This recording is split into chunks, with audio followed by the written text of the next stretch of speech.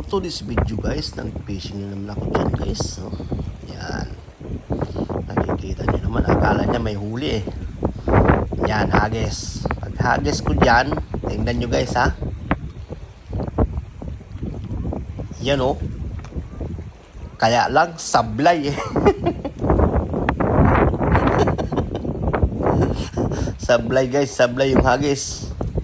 Kaya, hila na naman. Palakas ng hangin dyan guys, palakas na. Yan o, kikita nyo naman palakas ng hangin. Pero ang ganda ng dagat, kulay blue talaga, blue na blue. Yan guys, o. Kita nyo naman o. Yan, ulit naman siya ng hagis. Yan ang hagis na yan guys. Pag-hagis ko dyan, kikita nyo na naman yan. Ang ganda pagkahagis ko dyan. Yan talagang may bitaw. Yun o. Kita nyo na. Yan pa guys. Pero hindi na zero guys. May huli tayo dyan guys. Kahit malakas yung hangin. Nakahuli tayo ng isang peraso. Yan guys.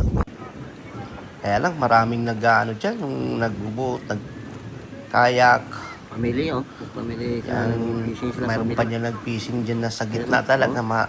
Matatamaan na talaga paghagis mo. Yan guys. Kulay blue ng dagat. Sarap mag-fishing. Marami nag-ano guys, nag-fishing na ano, banlahe. Guys, talagang may sasakyan talaga. Family fishing, ano talaga sila. Kikita nyo naman yung mabilis mga magpatakbo ah.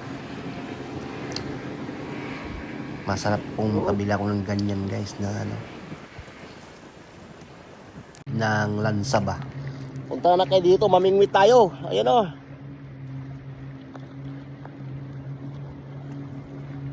Nagkayak guys, nagkayak. Ayan o.